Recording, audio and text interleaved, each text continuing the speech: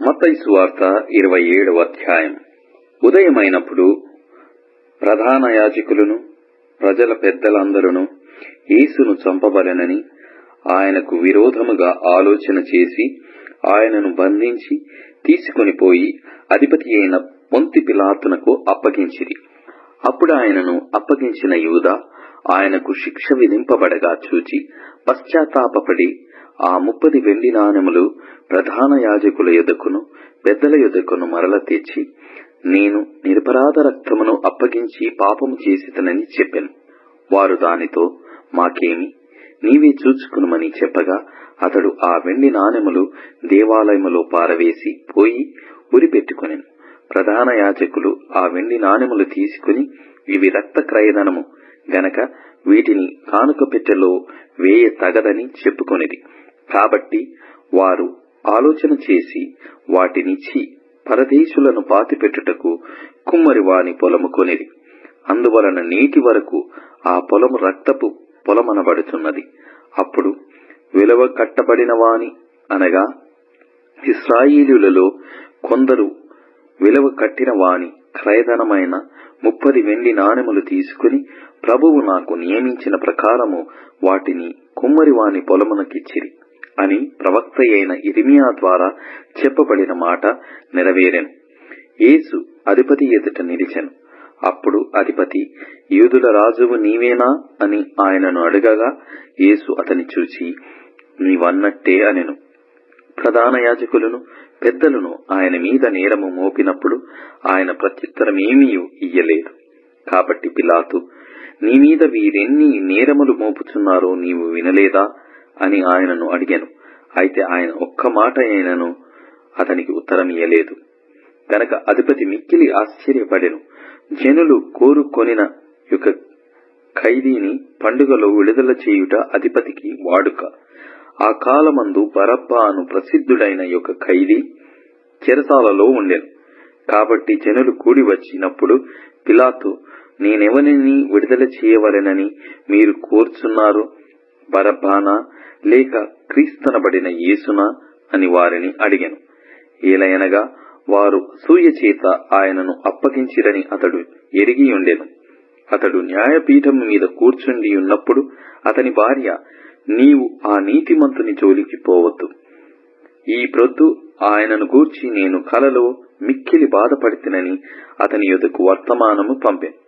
ప్రధాన యాజకులను పెద్దలను బరబ్బను విడిపించుమని అడుగుటకును యేసును సంహరించుటకును జనసమూహములను ప్రేరేపించిరి. అధిపతి, ఈ ఇద్దరిలో నేనెవరిని విడుదల చేయవలెనని మీరు కోరుచున్నారని వారిని అడగగా వారు బరబ్బాని అనిది. అందుకు పిలాతు, అలాగైతే క్రీస్తునబడిన యేసును ఏమి చేతునని వారిని అడగగా సిలువ వేయమని అందరూ చెప్పిరి. అధిపతి, ఎందుకు ఇతడు ఏ దుష్కార్యము చేసనని అడగగా వారు సిలువ వేయమని మరీ ఎక్కువగా కేకలు వేసిరి. పిలాతు అల్లరి ఎక్కువగుచున్నదే గాని తన వలన ప్రయోజనమేమీ లేదని గ్రహించి నీళ్లు తీసుకుని జనసమూహము ఎదుట చేతులు కడుగుకొని, ఈ నీతిమంతుని రక్తమును కూర్చి నేను నిరపరాధిని, మీరే చీల్చుకొనుడని చెప్పాను. అందుకు ప్రజలందరూ, వాని రక్తము మా మీదను మా పిల్లల మీదను ముండుగాకనిది. అప్పుడతడు వారు కోరినట్టు బరబ్బాను వారికి విడుదల చేసి యేసును కొరడాలతో కొట్టించి సిలువ వేయనప్పగించెను. అప్పుడు అధిపతి యొక్క సైనికులు యేసును అధికార మందిరములోనికి తీసుకుని పోయి ఆయన యొద్ద సైనికులనందరినీ సమకూర్చిరి. వారు ఆయన వస్త్రములు తీసివేసి ఆయనకు ఎర్రని అంగీ తొలగించి ముళ్ళ కిరీటమును అల్లి ఆయన తలకు పెట్టి ఒక రెల్లు ఆయన కుడి చేతిలో నుంచి ఆయన ఎదుట మోకాల్లోని, యూదుల రాజా, నీకు శుభమని ఆయనను అపహసించిరి. ఆయన మీద ఉమ్మివేసి ఆ రెల్లును తీసుకొని దానితో ఆయనను తల మీద కొట్టిరి. ఆయనను అపహసించిన తరువాత ఆయన మీదనున్న ఆ అంగిని తీసివేసి ఆయన వస్త్రములు ఆయనను తొలగించి సిలువ వేయుటకు ఆయనను తీసుకొని పోయిరి. వారు వెలుచుండగా కురేనీయుడైన సీమోనను ఒకడు కనబడగా ఆయన సిలువ మోయుటకు అతనిని బలవంతము చేసిరి. వారు కపాల స్థలమను అర్థమిచ్చు గొల్గొతా అనబడిన చోటికి వచ్చి చేదు కలిపిన ద్రాక్షారసమును ఆయనకు త్రాగనిచ్చిరి. గాని ఆయన దానిని రుచి చూచి త్రాగనొల్లకపోయెను. వారు ఆయనను సిలువ వేసిన పిమ్మట చీట్లు వేసి ఆయన వస్త్రములు పంచుకొనిరి. అంతటా వారక్కడ కూర్చుండి ఆయనకు కావలియుండిరి. ఇతడు యూదుల రాజైన యేసు అని ఆయన మీద మోపబడిన నేరము వ్రాసి ఆయన తలకు పైగా ఉంచిరి. మరియు కుడి వైపున ఒకడును ఎడమ వైపున ఒకడును ఇద్దరు బందిపోటు దొంగలు ఆయనతో కూడా సిలువ వేయబడిరి. ఆ మార్గమున వెళ్ళుచుండిన వారు తలలూచుచు, దేవాలయమును పడగొట్టి 3 దినములలో కట్టువాడా, నిన్ను నీవే రక్షించుకొనుము. నీవు దేవుని కుమారుడవైతే సిలువ మీద నుండి దిగుమని చెప్పుచు ఆయనకు దూషించిరి. అలాగే శాస్త్రులను, పెద్దలను, ప్రధాన యాజకులను కూడా ఆయనను అపహసించుచు, వీడు ఇతరులను రక్షించెను, తన్ను తానే రక్షించుకొనలేడు, ఇశ్రాయేలు రాజు గదా, ఇప్పుడు సిలువ మీద నుండి దిగిన ఎడల వానిని నమ్ముదుము. వాడు దేవుని యందు విశ్వాసముంచెను, నేను దేవుని కుమారుడనని చెప్పెను గనక ఆయనకిష్టుడైతే ఆయన ఇప్పుడు వానిని తప్పించునని చెప్పిరి. ఆయనతో కూడా సిలువ వేయబడిన బందిపోటు దొంగలను అలాగే ఆయనను నిందించిరి. మధ్యాహ్నము మొదలుకొని 3 గంటల వరకు ఆ దేశమంతటను చీకటి కమ్మెను. ఇంచుమించు 3 గంటలప్పుడు యేసు ఏలీ ఏలీ లామా సబక్తాని అని బిగ్గరగా కేక వేసెను. ఆ మాటకు నా దేవా నా దేవా నన్నెందుకు చేయి విడిచివని అర్థము. అక్కడ నిల్చున్న వారిలో కొందరు ఆ మాట విని ఇతడు ఏలియాను పిలుచుచున్నాడనిది. వెంటనే వారిలో ఒకడు పరిగెత్తుకుని పోయి స్పాంజీ తీసుకుని చిరకాలో ముంచి రెల్లును తొలగించి ఆయనకు త్రాగనిచ్చెను. తక్కిన వారు ఊరకుండి ఏలియా అతని రక్షింపవచ్చునేమో చూద్దామనిది. యేసు మరల బిగ్గరగా కేక వేసి ప్రాణము విడిచెను. అప్పుడు దేవాలయపు తెర పైనుండి క్రింది వరకు 2గా చినిగెను. భూమి వణకెను, బండలు బద్దలాయను, సమాధులు తెరవబడెను.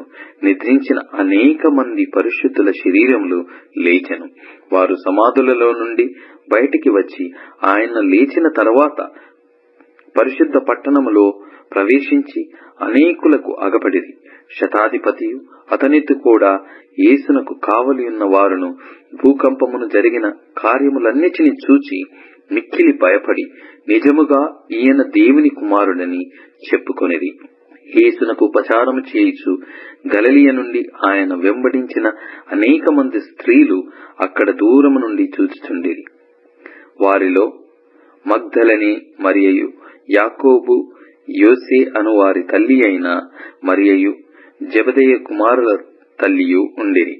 యేసు శిష్యుడుగా నున్న అరిమతయి యోసేపు అను ఒక ధనవంతుడు సాయంకాలమైనప్పుడు వచ్చి పిలాతునొద్దకు వెళ్లి యేసు దేహమును తనకిమ్మని అడగగా పిలాతు దానిని అతనికి అప్పగింప నాజ్ఞాపించెను. యోసేపు ఆ దేహమును తీసుకుని శుభ్రమైన నారబట్టలతో చుట్టి తాను రాతిలో తొలపించుకొనిన క్రొత్త సమాధిలో దానిని ఉంచి సమాధి ద్వారమునకు పెద్ద రాయి పొర్లించి వెళ్లిపోయాను. మగ్దలేని మరియయు వేరొక మరియయు అక్కడనే సమాధికి ఎదురుగా కూర్చుండియుండిరి. మరునాడు అనగా సిద్ధపరచు దినమునకు మరుసటి దినమున ప్రధాన యాజకులను పరిసయ్యులను పిలాతునొద్దకు కూడి వచ్చి, అయ్యా, ఆ వంచకుడు సజీవుడై ఉన్నప్పుడు 3 దినములైన తర్వాత నేను లేచెదనని చెప్పినది మాకు జ్ఞాపకమున్నది.